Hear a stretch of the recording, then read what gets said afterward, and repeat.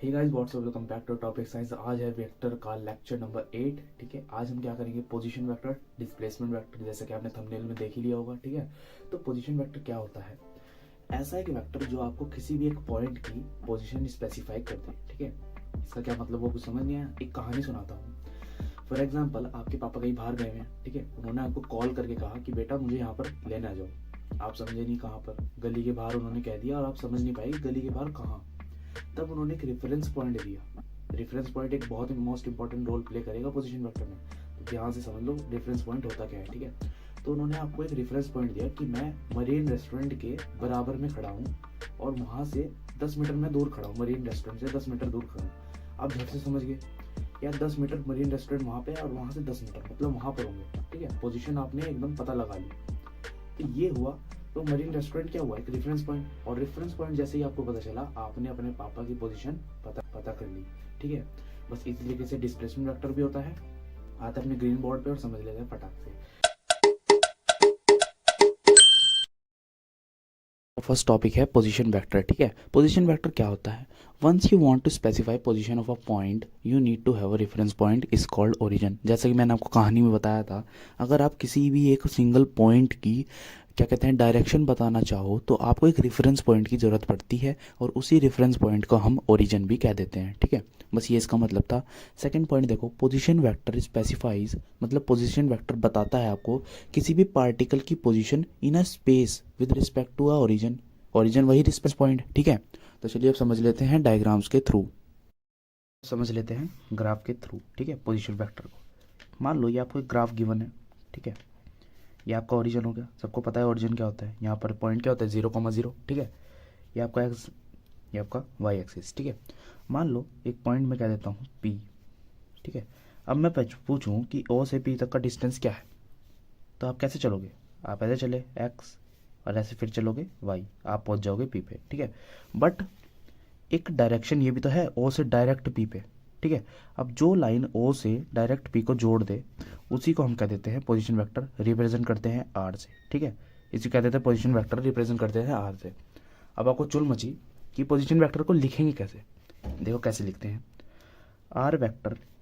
Vector आपको पिछली video में मैंने लिखने बताया था आपको। ठीक है, इसका कोऑर्डिनेट क्या हो जाएगा, एक्स कोमा वाई।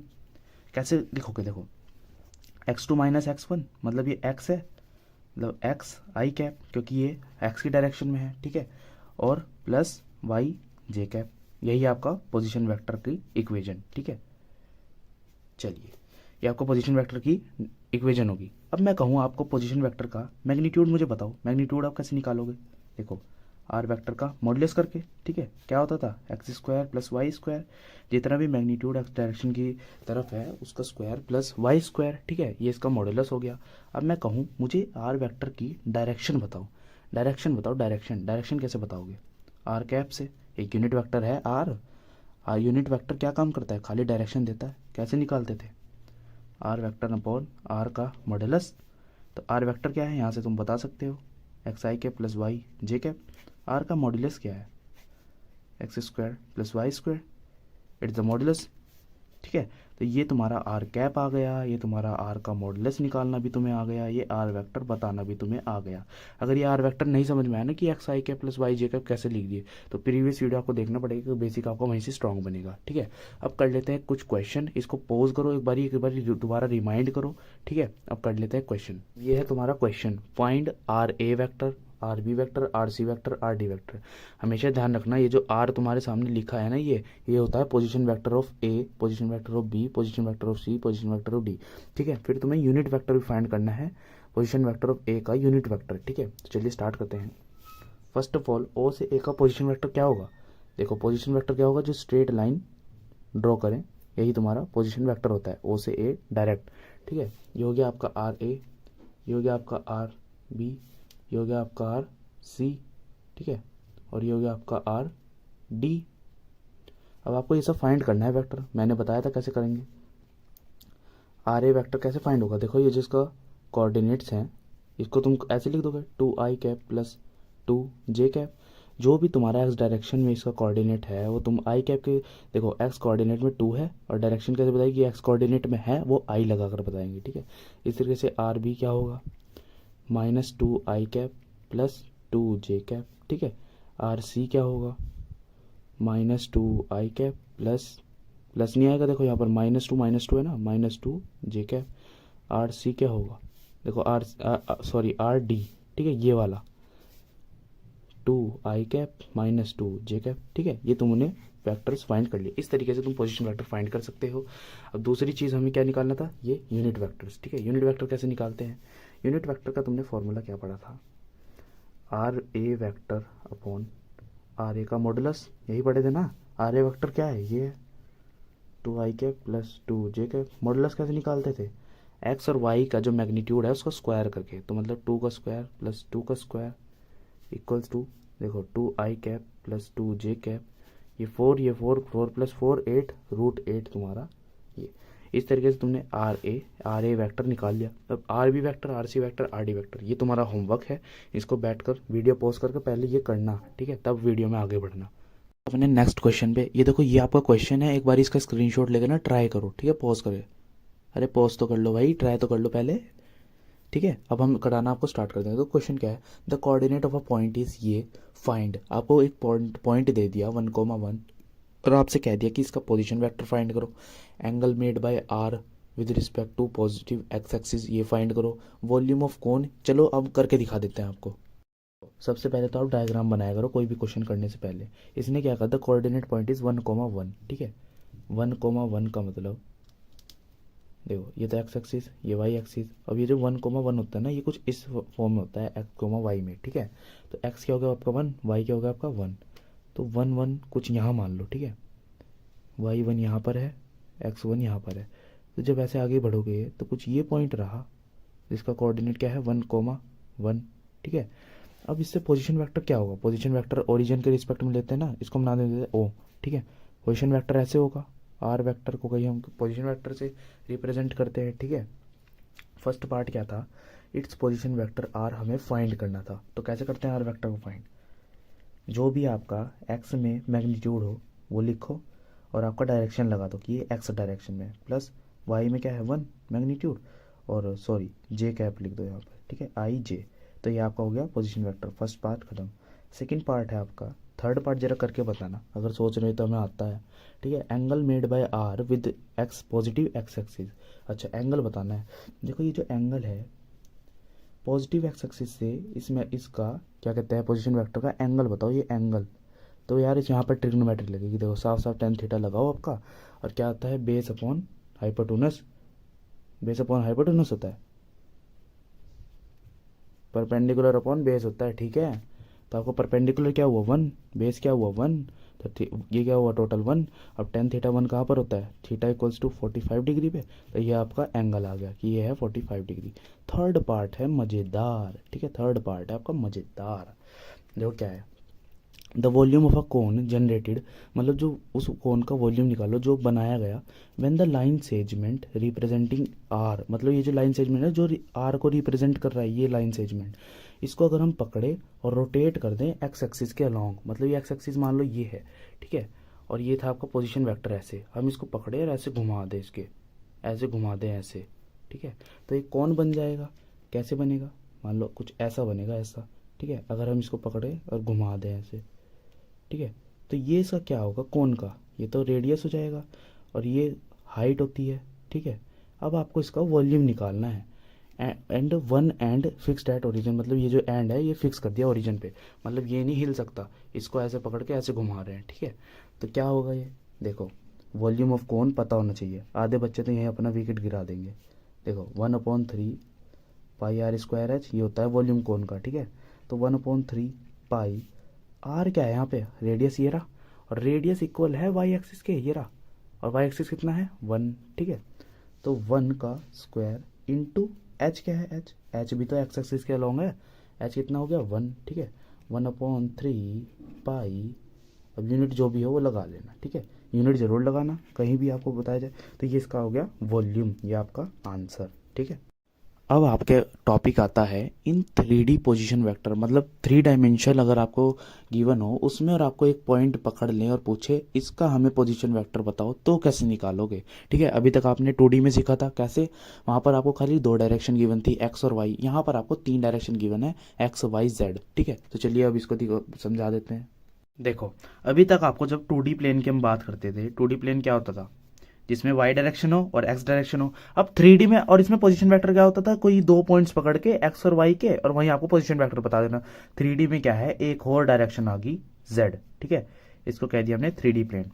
अब ना जरा ध्यान से रखना, ये ना एक मान लो कमरे का कोना है और यहाँ ए ऊपर ऊपर की तरफ मैं एक पॉइंट लूँ एक यहाँ पर। ठीक है, और इस पॉइंट से इस ओरिजिन से ऐसे खींचू ऊपर की तरफ और पूछ लो इस पॉइंट का वो बताओ पोजीशन वेक्टर इस पॉइंट का, तो मैं उसको यहाँ पर ड्रॉ कर लेना हूँ। ठीक है, इसको मानना ये स्पेस में है, तो इसका पॉइंट्स क्या होंगे इस पॉइंट्स के, एक्स वाई जेड। बिकॉज देखो एक्स से इतना दूर है, वाई से इतना आगे है, और मतलब जेड जेड से इतना आगे है और वाई से इतना ऊपर है। ठीक है, इस तरीके से मानना है इसको। तो इसके पॉइंट्स ये हो गए और ये आपका ओरिजिन है, ये इसको मैं नाम दे देता हूँ पी। ठीक है, हमेशा पी नहीं देते, कोई और भी नाम दे सकते हो आप। और देखो अब पोजीशन वेक्टर को रिप्रेजेंट कैसे करते थे, आर वेक्टर से। ठीक है, बस ये चीज थी। अब आपको इसका वेक्टर लिखना है, आर वेक्टर क्या होगा, यहाँ पर क्या होगा जल्दी बताओ। देखो एक्स आई कैप प्लस वाई जे cap plus z k cap. क्यों हुआ, एक्स का मैग्नीट्यूड है, मतलब ये मैग्नीट्यूड है एक्स का एक्स डायरेक्शन में, मैग्नीट्यूड है वाई का वाई डायरेक्शन में, ये मैग्नीट्यूड है जेड का जेड डायरेक्शन में। मान लो क्वेश्चन में यहाँ एक्स वाई जेड थोड़ी लिखा हो, 1 2 3 ऐसे लिखा होगा, तो यहाँ क्या हो जाएगा 1 आई कैप प्लस 2 जे कैप प्लस 3 के कैप, ऐसे हो जाएगा। ठीक है, अगर मैं इसका पूछ लूँ मैग्नीट्यूड आर वेक्टर का क्या होगा, रूट में x square plus Y square plus z square. ये सब ना फॉर्मूले हैं, अगर आप पहली बार ये वीडियो देख रहे हो तो कोई फायदा नहीं है देखने का। ठीक है, पहले जाकर अपने बेसिक क्लियर करके आओ तब देखना, तब आपको बहुत ज़्यादा फायदा होगा और समझ भी आएगा। ठीक है, और आर कैप का मतलब आर का यूनिट वेक्टर निकालो जो खाली डायरेक्शन दे हमें पोजीशन वेक्टर की, खाली डायरेक्शन दे पोजीशन वेक्टर की। हमने यूनिट वेक्टर इसे क्यों कहा, क्योंकि यूनिट वेक्टर यूज आता है खाली डायरेक्शन देने के लिए, बिकॉज उसका मैग्नीट्यूड 1 होता है। तो ये क्या होगा, आर वेक्टर अपॉन आर का मॉडुलस। ठीक है, अब आर वेक्टर में आप ये वैल्यू पुट करना, करके दिखा देता हूँ चलो, एक्स आई कैप प्लस वाई जे cap plus z k cap upon में ये पूरा लिख देना, x square plus Y square plus z square. ठीक है, ये था आपका 3D में। एक कमाल का कॉन्सेप्ट आपके सामने आने वाला है, इस कॉन्सेप्ट को जरा समझ लो, आगे बहुत काम आएगा, रिलेटिव वेलोसिटी में बहुत बहुत बहुत हेल्प करेगा ये कॉन्सेप्ट। ठीक है, तो चलिए फिलहाल समझ लेते हैं कॉन्सेप्ट को। देखो ये ना पहले की बात कर रहे हैं हम, पैरेललोग्राम लो ट्रायंगल लो, तो इसमें थोड़ा सा लग जाएगा। ठीक है, तो आपको आना चाहिए वो। जब कभी दो वेक्टर टेल से टेल मिले हों, तो आप क्या करते थे, एक रिजल्टेंट ड्रॉ करते थे जो कि इसका सीक्वेंस तोड़ दे। ठीक है, मान लो ये बी वेक्टर है, ये ए वेक्टर है, तो ये आर वेक्टर हुआ। अब जरा एक बात बताना, बी वेक्टर की डायरेक्शन अलग है, देखो ये इधर जा रहा है ये इधर जा रहा, तो कैसे हो रहा, ऐसे ऐसे। ठीक है, और रिजल्टेंट भी ऐसे है, इसकी डायरेक्शन में देखो ऐसे, इधर देखना ऐसे ऐसे। बट ये जो बी वेक्टर आया इसने इसकी डायरेक्शन तोड़ दी। तो अब इन दोनों का अगर हम सम करें, इन दोनों साइड्स का, r vector plus a vector equals to b vector नहीं होगा। कैसे, जब हम रिजल्टेंट निकाल लेते हैं, याद करो रिजल्टेंट सीक्वेंस तोड़ता था तो क्या होता था, A vector plus B vector. Triangle law क्या था, जब हेड से एक के हेड से दूसरे की टेल जुड़ी हो और हम ऐसा रिजल्टेंट ड्रॉ करते जो उसकी सीक्वेंस तोड़ दे। ठीक है, ट्रायंगल लो आना चाहिए इसके लिए बहुत अच्छे से। ठीक है, तो इस यहाँ पर क्या हो रहा, इसकी सीक्वेंस बी वेक्टर तोड़ रहा है ना, तो बी वेक्टर की इक्वल होगा ये, b vector just like resultant act कर रहा है। ठीक है, रिजल्टेंट की तरह एक्ट कर रहा है, इसलिए b vector equals to r vector plus a vector. तो यहाँ से आर वेक्टर आपका क्या हुआ, b vector minus a vector नहीं हुआ क्या, जल्दी बताओ जल्दी बताओ। जब टेल से टेल दो वेक्टर जुड़े हों तो आप एक रिजल्टेंट ड्रॉ करते थे जो कि इसकी सीक्वेंस तोड़ता था, बट यहाँ पर तो रिजल्टेंट जो हमने ड्रॉ करा वो सीक्वेंस नहीं तोड़ रहा, वो तो सीक्वेंस बना रहा है ऐसे। ठीक है, सीक्वेंस तो ये तोड़ रहा, तो ये इक्वल टू आएगा, मतलब r equals to a plus b होता था, तो यहाँ क्या होगा b equals to a plus r, क्योंकि ये दोनों सीक्वेंस बना रहे। ठीक है, ये था आपका कॉन्सेप्ट। अब ऐसे भी तो हो सकता है कि दो रिजल्टेंट टेल से टेल जुड़े हों, अब ये रिजल्टेंट की डायरेक्शन ये ना होके ये हो जाए इधर की तरफ, जल्दी बताओ। ये बी वेक्टर था, ये ए वेक्टर था, ये आर वेक्टर, देखो इसकी सीक्वेंस बन रही इसकी सीक्वेंस बन रही, अब क्या होगा, b vector plus r vector equals to a vector, ठीक है। अब ये रिजल्टेंट की तरह एक्ट कर रहा है, देखो यहाँ ऐसे गया, इसकी सीक्वेंस बन रही है बी और आर की, पर इसकी टूट गई, ठीक है। तो इस तरीके से ये चीज़ थी। अब एक और बात कर लेते हैं, फिर समझ ही आ रहा है तो। ये देखो तीसरा, मान लो अभी तक आपने जो पढ़ा पोजीशन वेक्टर की, पोजीशन वेक्टर से हम थोड़ी सी बात करते हैं। एक पॉइंट है पी, एक पॉइंट है क्यू, ऐसे गए ऐसे गए, ये इसका ये क्या कहते हैं आपका पोजीशन वेक्टर 1, ये आपका पोजीशन वेक्टर 2, ये क्या ओ पी ओ क्यू, ठीक है। अब हम अगर इस पॉइंट और इस पॉइंट को ज्वाइन करें ऐसे इधर की तरफ, तब क्या होगा, यही कॉन्सेप्ट यूज करना, ठीक है। देखो ये नहीं हो जाएगा O P plus P Q minus O Q, ये हो जाएगा ना, O P plus P Q equals to O Q, minus कह रहा था मैं, इक्वल्स टू ओ क्यू हो जाएगा, equals to O Q equals to O Q, ठीक है। तो ये वेक्टर क्या हुआ आपका, ये वेक्टर क्या हुआ, देखो ऐसे सीक्वेंस बनी ना, ऐसे गए, फिर ऐसे न जाके इसने सीक्वेंस तोड़ दी, ठीक है। तो ये आपका वेक्टर क्या हुआ, O Q minus O P, कैसे, देखो ओ क्यू, देखो ओ क्यू ये रहा R2 minus O P R1 equals to P Q, result equals to r आपका आ गया, ठीक है। और ये जो आर आया ना, ये है रहस्य, ठीक है। चलो अब ये आगे पता चलेगा रहस्य क्या है। ये चीज समझ में आई, ये O Q minus O P कैसे आया, जल्दी बताओ, आई नहीं, चलो मैं बताता हूँ। देखो ये जो पी क्यू था, पी क्यू ये था ना, तो P Q equals to O Q minus O P. अब आगे समझ में, इसको मैं इधर ले गया इस इक्वेशन में, वहां से हमें पी क्यू की वैल्यू पता चल गई, ठीक है। ये बहुत इंपॉर्टेंट चीज़ है, इसलिए मैं बार बार बताया, ठीक है। चलिए, तो अब हम आ चुके हैं अपने सेकंड मेन टॉपिक की तरफ, डिस्प्लेसमेंट वेक्टर, ठीक है। अभी तक आपने पोजीशन वेक्टर इन 2D 3D पढ़ चुके हो, आपको निकालना भी आ गया कि पोजीशन वेक्टर निकालते कैसे हैं, ठीक है। 2D में भी 3D में भी यूनिट वेक्टर कैसे निकालते हैं पोजीशन वेक्टर का, वो भी आ गया आपको, मॉडुलस भी निकालने आ गया पोजीशन वेक्टर का 2D में 3D में। अब हमें पढ़ना है डिस्प्लेसमेंट वेक्टर। डिस्प्लेसमेंट वेक्टर, देखो डिस्प्लेसमेंट क्या होता है, 9th क्लास में हम पहुंचते हैं एक बारी के लिए। डिस्प्लेसमेंट क्या होता है, shortest distance between the initial and final position, ठीक है। सबसे छोटा distance between the two points, ठीक है, उसको हम डिस्प्लेसमेंट कह देते थे। यहां पर देखो क्या लिखा है, यहां पर डिस्प्लेसमेंट वेक्टर आपको बताना है क्या होता है। Displacement vector is a vector joining initial position to final position, ठीक है। ये कुछ फिगर है, फिगर से मैं नहीं समझाऊंगा, मैं आपको वीडियो से समझाऊंगा, ठीक है। तो चलिए आते हैं अपनी वीडियो पे, चलो देखते हैं। देखो एक चीज और बताऊं, डिस्प्लेसमेंट वेक्टर ना आपने पहले भी पढ़ा है पर आपको याद नहीं है, ठीक है। जब आप करोगे ना याद जरूर आएगा। अच्छा याद भी उनको ही आएगा जिन्होंने पहले कुछ किया हो, ठीक है। देखो दो एक्सिस बनानी है, एक्स एक्सिस वाई एक्सिस, दो पॉइंट्स बनाने हैं ए बी, इसका पोजीशन वेक्टर बनाना है। अब ये तो आपका पोजीशन वेक्टर हो गया 1, ये पोजीशन वेक्टर 2, ये ओ ए हो गया, ये ओ बी हो गया, ठीक है।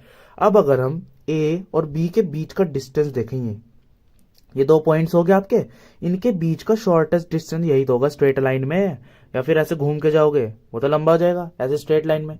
ये हो गया आपका डिस्प्लेसमेंट वेक्टर, ठीक है। दो पॉइंट्स के बीच का डिस्टेंस को ही हम क्या कह देते हैं, डिस्प्लेसमेंट वेक्टर। ये इनिशियल पोजीशन होगी, ये आपकी फाइनल पोजीशन होगी, ठीक है। अब जरा देखो डिस्प्लेसमेंट पूरा नहीं लिख रहा यार मैं, ठीक है। वेक्टर क्या हो गया आपका ए बी, ठीक है।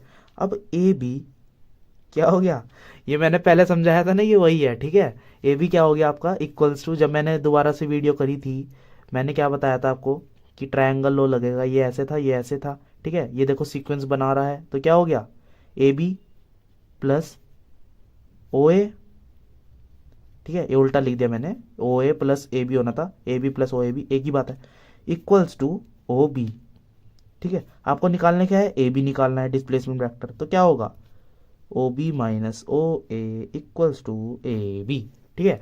ये आपकी वैल्यू आ गई। अब ये ए बी क्या है, ए बी ये है आपका डिस्प्लेसमेंट वेक्टर, इसे भी ना आर से डिनोट करते हैं डिस्प्लेसमेंट वेक्टर को।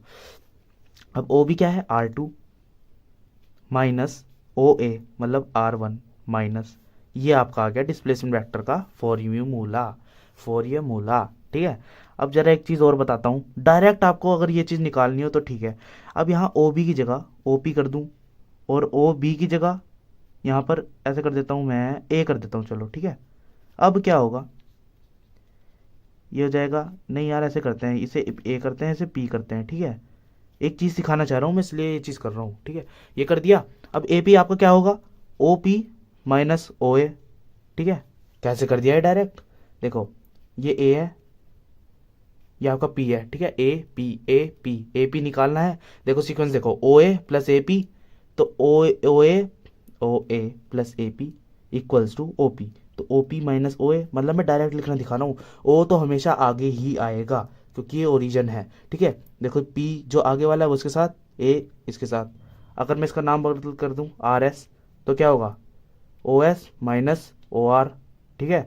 इस तरीके से मैं कर दूँ अगर यहाँ पे आर क्यू, तो क्या होगा, O Q minus O R, ठीक है। इस तरीके से होगा आपका। चलिए अब आगे अपने कॉन्सेप्ट और क्लियर करें, ठीक है।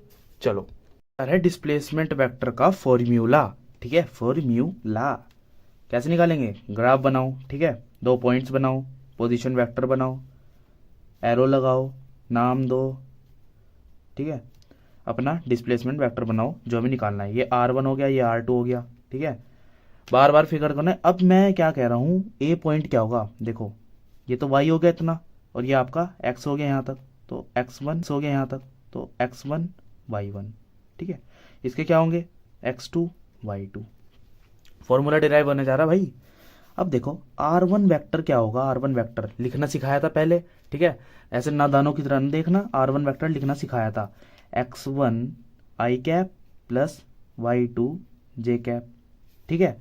अब R2 लिखो, x2 आई कैप प्लस y2 जे कैप। यार ये बहुत इजी है, मुझे पता नहीं क्यों लग रहा कि किसी को समझ नहीं आ रहा, ठीक है। अब देखो, अब ये क्या होगा, इन दोनों को ना माइनस करो आपस में, माइनस माइनस माइनस, ये क्या आ गया, R1 R2 माइनस R1, ठीक है। R2 minus R1 equals to x2 minus x1, ठीक है। और क्या आ गया ये, हाँ, plus y2 minus y1 J cap आई कैप, ठीक है। अब ये क्या था, ये आपका था, देखो ये आपका ए बी था, ए बी वैक्टर। अब ये R2 माइनस R1 मतलब ए बी वैक्टर आपका ये आ गया, ठीक है। x2 minus x1 I cap plus y2 minus y1 J cap. तो आपका यहाँ से डिस्प्लेसमेंट वेक्टर निकल नहीं गया क्या भैया, x2 minus x1 I cap plus y2 minus y1 J cap. अब क्वेश्चन में आपको x2 x1 थोड़ी ना दिया रहेगा, यहाँ पे तो पॉइंट दिए रहेंगे ना, या 1 2, ठीक है, 3 4 ऐसे कुछ पॉइंट दिए रहेंगे, यहाँ पर आपको वो पॉइंट्स पुट करने हैं, ठीक है। ये तो आ गया आपका वेक्टर निकालना, ए बी वैक्टर, ठीक है, डिस्प्लेसमेंट वेक्टर। अब मैं बात करता हूँ इसका, अगर आपको मॉड्यूलस निकालने के लिए कह दूँ, मैं इसका मैग्नीट्यूड निकालने के लिए कह दूँ इस वेक्टर का, तो कैसे निकालोगे, कैसे निकालोगे भैया, जो इसका मैग्नीट्यूड है आई के सामने वाला और वाई के सामने वाला, इसका स्क्वायर कर देंगे। हमने करा है बहुत बारी, पीछे से यही करते आ रहे हैं हर वीडियो में, ठीक है। इसका स्क्वायर कर दो, आपको मॉड्यूलस मिल जाएगा। अब मैं कह दूँ इसका डायरेक्शन निकाल के दिखाओ, तो ए बी का कैप कर दोगे, ठीक है। A B vector upon A B का मॉड्यूलस, बस हो गया। अब इसको देखो, मतलब क्या होगा, ये x2 minus x1 I cap plus y2 minus y1 J cap upon root में x2 माइनस x1 का whole square plus y2 minus y1 का होल स्क्वायर। कुछ नहीं करा, ये वैल्यू पुट कर रहा हूँ मैं, ध्यान से देखो। ए बी वैक्टर आपने निकाल लिया था, ये रहा, और ए बी वैक्टर का मॉड्यूलस भी आपने निकाल लिया था, ये रहा। बस मैंने ये यहाँ नीचे रख दिया, ये यहाँ ऊपर रख दिया, ये आपका आ गया यूनिट वेक्टर, ये आपने निकाल लिया। हर बार हम यही कर रहे हैं, ठीक है। अच्छा इसको ध्यान से देखो, ये जरा डिस्टेंस फॉर्मूला नहीं हो गया ये वाला धोखा हो गया क्या आपके साथ, कि हमें तो पता सा ये उल्टा सीधा पढ़ाया जा रहा है, डायरेक्ट बता दें डिस्टेंस फॉर्मूला इक्वल होता है ए बी वैक्टर, ठीक है। ऐसा कुछ नहीं है भाई, तब से कॉन्सेप्ट भी तो बताना होता है ना, ठीक है, इसलिए हमने आपको कॉन्सेप्ट बताया। अब करते हैं हम क्वेश्चन जिससे और क्लियर होगा।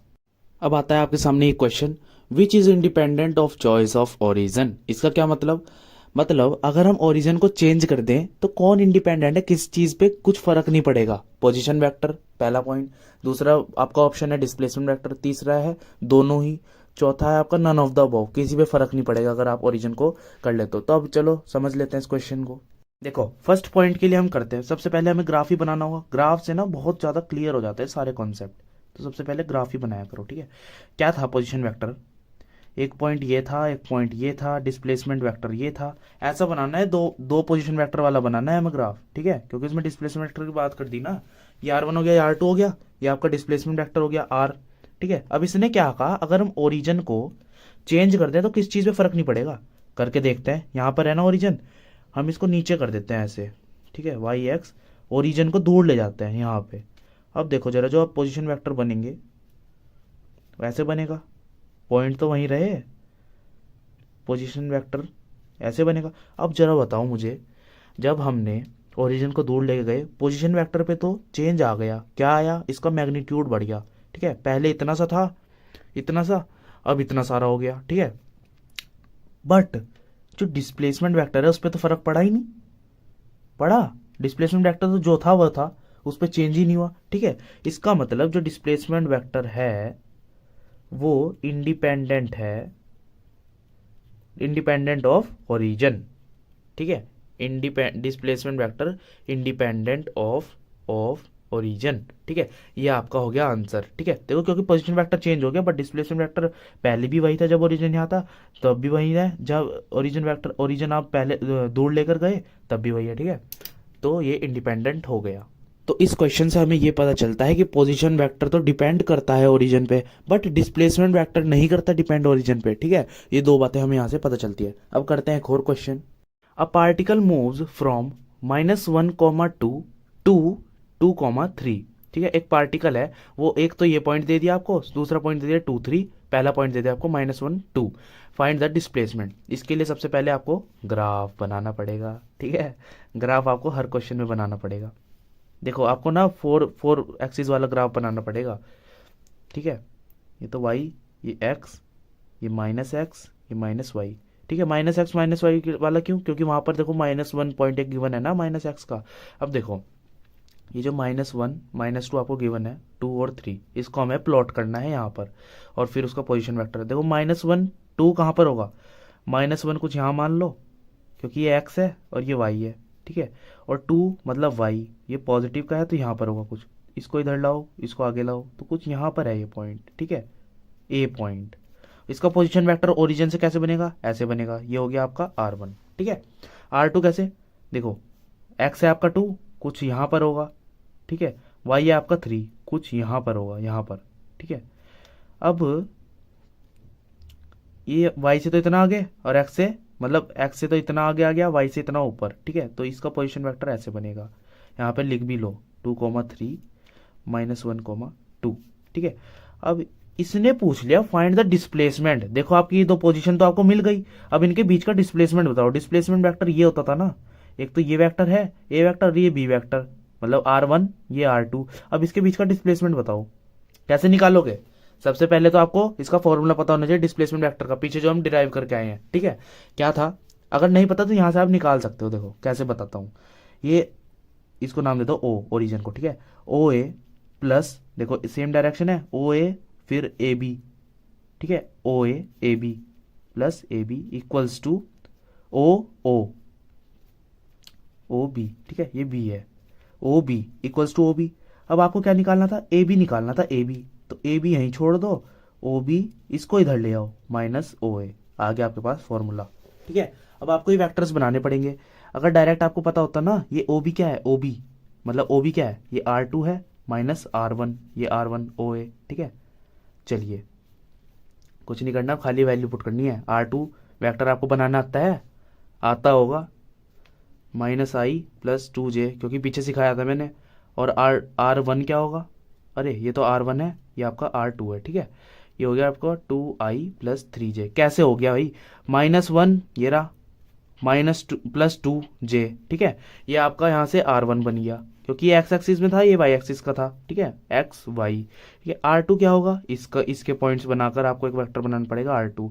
अब कुछ नहीं करना, R2 - R1 करना है। कैसे करते हैं, इसके दोनों के एक्स के कंपोनेंट, इसके दोनों के वाई कंपोनेंट एक साथ लिखने हैं। कैसे, देखो -1 + 2, ठीक है, -1 + 2 आई कैप माइनस, देखो 3 कहाँ गया, अरे यार देखो ऐसे करते हैं, x2 - x1 I cap + y2 - y1 J cap, ये फॉर्मूला हमने पीछे बनाया था। x2 क्या है तुम्हारा 2 माइनस 1 माइनस माइनस क्या हो जाएगा प्लस, ठीक है, आई कैप। अब माइनस माइनस प्लस हो गया ना, देखो 2 माइनस मतलब x2 ये रहा और x1 ये रहा -1, तो 2 प्लस 1 नहीं हो जाएगा, यहाँ माइनस माइनस प्लस नहीं हो जाएगा, ये रहा इसका माइनस और ये फॉर्मूले का माइनस। अब y2 माइनस y1 क्या है 3 और माइनस y1 मतलब -2 जे कैप। तो क्या आ गया तुम्हारा 2 प्लस 1 3 आई कैप, 3 माइनस 2 प्लस जे कैप, क्योंकि यहाँ पर 1 बचा खाली। तो ये आ गया तुम्हारा डिस्प्लेसमेंट। अगर मैं इसका मॉड्यूलस पूछ लूँ तुम्हारे से, क्या करोगे मॉड्यूलस के लिए? इसका स्क्वायर कर दोगे, 3 का स्क्वायर प्लस 1 का स्क्वायर, इसका 1 का स्क्वायर क्या आ जाएगा, 3 का स्क्वायर 9 प्लस 1 √10, तुम्हारा डिस्प्लेसमेंट का मॉड्यूलस आ जाएगा, मतलब मैग्नीट्यूड आ जाएगा। ठीक है, इस तरीके से करते हैं। तो अभी हमें पढ़ना है डिस्प्लेसमेंट वेक्टर इन 3D। ठीक है, जिस तरीके से आपने पोजीशन वेक्टर पढ़ा था ना, पहले 2D में पढ़ा था फिर 3D में, इसी तरीके से आपने डिस्प्लेसमेंट वेक्टर को भी 2D में तो पढ़ लिया, पर अब पढ़ना है 3D में। 3D में क्या होगा? 3D में होगा आपका ऐसे ऐसे, ये तो 2D हो गया, y और x, आपकी एक और डायरेक्शन आ जाएगी z। ठीक है, ये हो गया आपका 3D प्लेन। अब मैं कहूँ ये एक पॉइंट है A, ये एक पॉइंट है B, ये ना ऊपर की तरफ है, समझ रहे हो ना यार? अब 3D में कैसे करके बताऊँ आपको? चलो मैं कोशिश करूंगा, कुछ अगर मुझे मिला फोटो वगैरह तो मैं यहाँ पे लगा दूंगा, वरना आप समझ लो। ठीक है, तो अब एक वेक्टर तो ये हो गया, एक वेक्टर ये हो गया, ये आपका पोजीशन वेक्टर हो गया। अब जो इनके पॉइंट्स हो गए ना, वो क्या होंगे? x1 y1 z1, इसका क्या होगा x2 y2 z2। ठीक है, ये इसके पॉइंट्स हो जाएंगे। डिस्प्लेसमेंट वेक्टर आप कैसे लिखते थे? ए बी क्या होता था r2 माइनस r1। यहाँ पे क्या होगा, ये जो r2 है ना, ये क्या हो जाएगा x1 I cap plus y2 J cap plus z1 के कैप। ठीक है, माइनस, अब ये जो r1 ना मैं यहाँ पे लिख रहा हूँ x2 आई कैप प्लस y2 जे कैप प्लस z2 के कैप। अब देखो क्या हुआ, इसमें चेंज क्या हुआ, 2D में j वाले नहीं थे, यहाँ पर 3D में j वाले आ गए हैं। ठीक है, अब आप इसको कैसे लिखेंगे?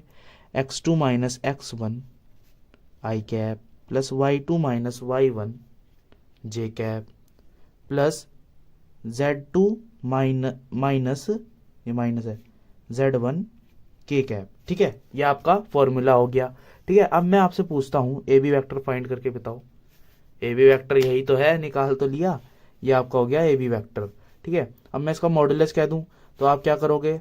x2 माइनस x1 का whole square plus y2 minus y1 का whole square plus z2 minus z1 का होल स्क्वायर। अगर मैं इसका यूनिट वेक्टर निकालने के, यूनिट वेक्टर का अगर मैं कह दूं इस वेक्टर की डायरेक्शन मुझे निकाल के बताओ, तो डायरेक्शन के लिए आप क्या करेंगे भाई? डायरेक्शन के लिए नहीं करोगे क्या? A B vector upon A B का मॉड्यूलस। ए बी वैक्टर आपका क्या है, ये निकाला था, ये रहा। ठीक है, ये ए बी वैक्टर यहाँ पे लिख देना इक्वल्स टू करके यहाँ पर। ठीक है, और ए बी का मॉड्यूलस यहाँ पर लिख देना, यहाँ पे। ठीक है, A B vector upon A B का मॉड्यूलस। ये था आज का आपका लेक्चर।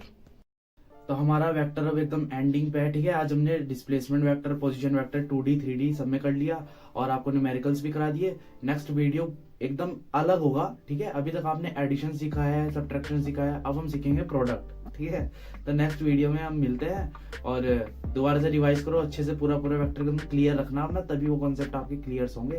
तो चलिए इसी के साथ करते हैं अपनी वीडियो को end. Thank you so much for watching, bye.